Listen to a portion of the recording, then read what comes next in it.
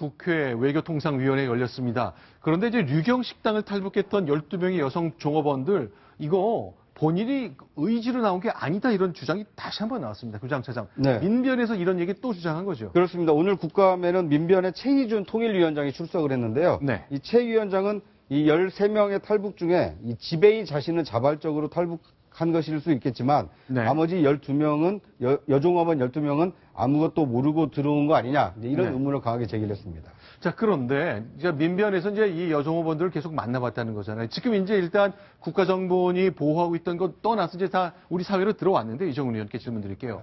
5시간, 7시간 만나봤더니 지배인이 스스로 탈북해서 한국에 온 건 맞다. 그러나 이 12명은 어디 갔는지도 모르고 한국에 왔다는 게 민변의 얘기예요. 네, 뭐 민변다운 얘기네요. 네. 저는 생각이 좀 다릅니다.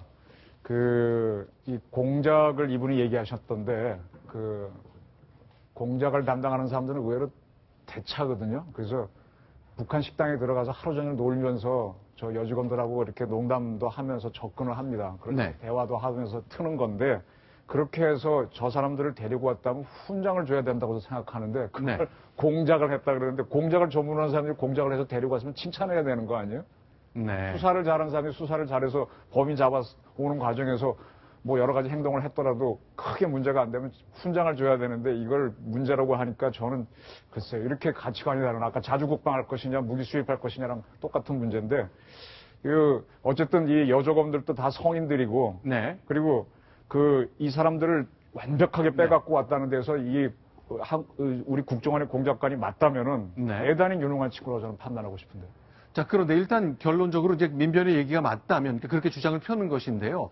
그러니까 북한에서 있는 그 종업원들의 가족도 얘기가 맞다. 그 얘기거든요. 실제로 국회에서는 어떤 토론이 이어졌는지 그 음성, 장관과 민변의 얘기, 또 그 야당 의원들이 관련된 질문을 저희가 정리해드렸습니다.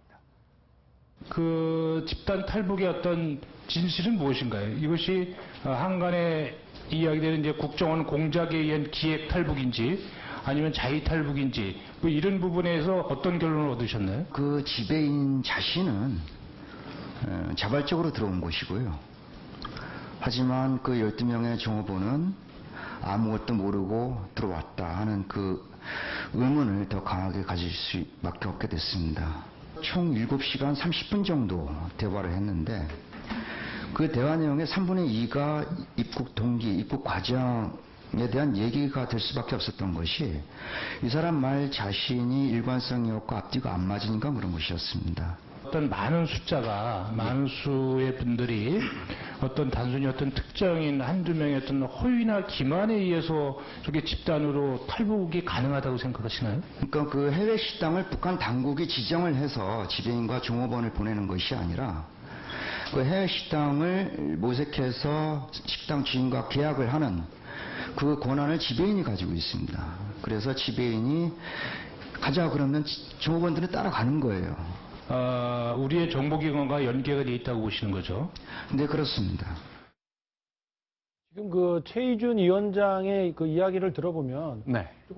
조금 부족하다라고 생각되는 부분이 좀 있습니다. 구체적으로 7시간 반 동안 만났는데 3분의 2 이상의 탈북 과정, 동기 이런 것들을 물어봤는데 앞뒤가 맞지 않는다라고만 설명을 했는데 조금 더 구체적으로 어떤 대목에서 어떻게 앞뒤가 맞지 않았는지를 설명해 주었다면 조금 더 주장의 신빙성이 뒷받침이 됐을 텐데 그렇지 못한 부분은 다소 아쉬운 대목 같습니다. 이런 거겠죠. 만약 이제 그 탈북했던 저 12명의 여성이 민변분에게 나 가기 싫었는데 지배인이 억지로 해서 억지로 딸려왔다. 그렇게 말했으면 금방 확실한 거죠. 근데 그런 얘기는 아니죠. 여권을 내 여권을 갖고 있었기 때문에 나도 어디로 가는지 모르는 채 그냥 갔다가 얼떨결에 한국행 비행기를 탔다.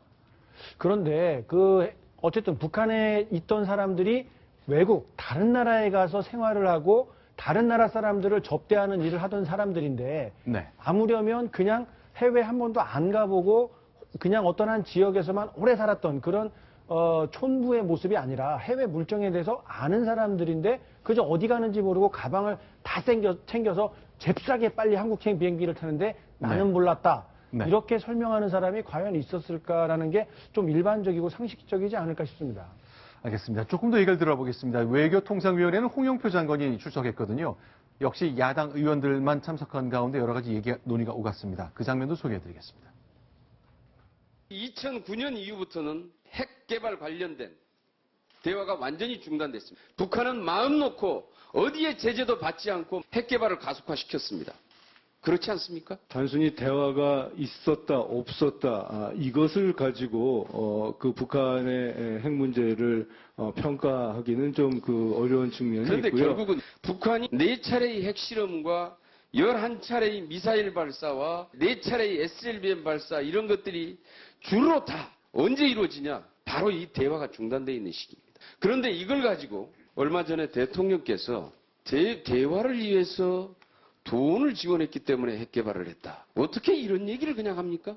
이렇게 핵 문제에 대해서 자의적으로 해석을 하고 있기 때문에 이 관계를 풀어갈 수가 없는 겁니다. 그 핵 개발의 원인은 북한입니다. 그것은 얘기 안 해도 다 알고 있어요. 그러니까 대통령께서 이번 5차 핵실험을 계기로 해서 도발, 대화, 재도발이 아닌 도발, 제재, 재도발로 현실을 정확하게 인식할 필요가 있다. 북한이 그러한 순간에도 핵 개발을 지속하고 핵실험을 했기 때문에 보다 강한 압박이 필요하다라는 판단 하에서 어떻습니까? 네, 저기 지금 김경엽 의원님이 어느 인터뷰에서 자기 이름이 경업이라서 경업이 중요하시다고 하시던데 네. 2009년이라 그랬죠? 2009년에 무슨 사건이 있었습니까? 박광자 씨 피살 사건이 있었습니다. 2008년이죠. 네, 명박 2008년. 첫 해. 그렇게 예. 되죠. 네. 그렇게 돼서 그때 남북이 쫙 에스카르트 되는데 그 상황에서 어떻게 북한을 지원합니까? 네. 그죠? 그래서 그때 차단이 되고 그다음에 2010년에 뭐가 있었습니까? 천안함 폭침과 연평도 포격 도발이 있었죠. 계속 어울려져 가는 겁니다. 이게 북한 핵 문제뿐만 아니라 우리 쪽에서 뭔가 지원을 하려고 해도 북한이 그런 빌미를 안 만들어주고 사람을 죽이고 도발을 하는데 어떻게 합니까? 이 부분은 건너뛰고 북한 핵만 바라보니까 저런 의견이 나오시는데 글쎄요. 지금 아무리 왜 우리는 대화를 할 때 북한한테 그걸 갖다 주고 해야 된다는 생각부터 합니까?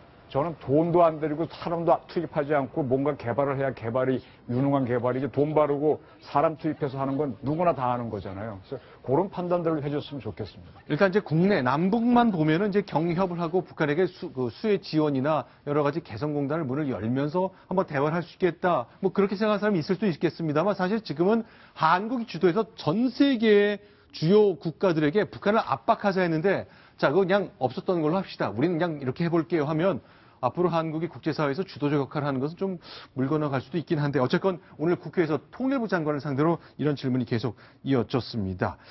자, 그러면요. 하나 더 보겠습니다. 인도적 지원 관련해서도요. 계속 얘기 나오고 있습니다. 이태규 국민의당 의원의 질의가 통일부 장관을 향해서 계속 이어졌습니다. 소개해드립니다. 통일부는 지금 북한과 어떤 대화의 끈도 갖고 있지 않습니까? 예, 현재 그 대화 채널은 끊겨 있는 상태입니다.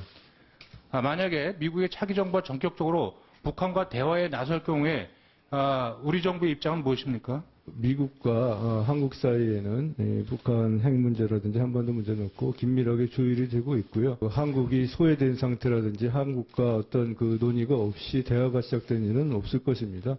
현재 북한이 대규모 지금 수해에 있어서 북한 주민들이 고통을 받고 있는데 인도적 측면을 좀 검토해봐야 되는 거 아닌가? 인도 지원을 지속하겠다라는 기본 입장에는 변함이 없습니다. 현재 상황은 아무 일 없었다는 듯이 인도적 지원을 계속할 수는 없는 상황이고요. 지금 북한도 작년에 저희가 인도적 지원을 하려고 해도 거부한 사례까지 있습니다. 그래서 실제로 이제 그동안 우리가 인도적 지원, 북한의 수혜가 났을 때 북한은 거부했잖아요. 근데 라면 주는 거 안 받습니다. 중장비 주십시오라고 북한이 계속 얘기한 거죠.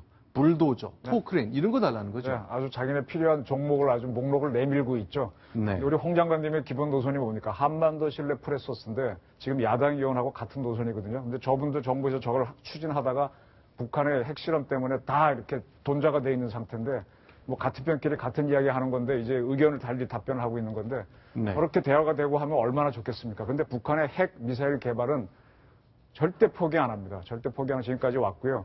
제가 지금 걱정되는 건 북한이 6차 핵실험을 안 하고 우리 더 이상 핵실험 안 하겠다. 대화하자고 나오면은 이 사회에서는 아마 굉장히 혼란이 일면서 우리가 두려워하는 베트남식 혼란으로 갈 수도 있습니다. 그걸 잘 보고 질의를 하고 했으면 좋겠네요.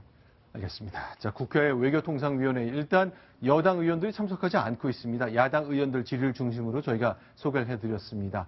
자, 이정훈 의원도 여기서 인사를 드리고 새로운 편을 모시겠습니다. 오늘 말씀 잘 들었습니다. 고맙습니다. 자, 이번엔 5번째 소식입니다. 국회 상황 가보겠습니다. 여러분께 소개해드립니다. 순위 보겠습니다.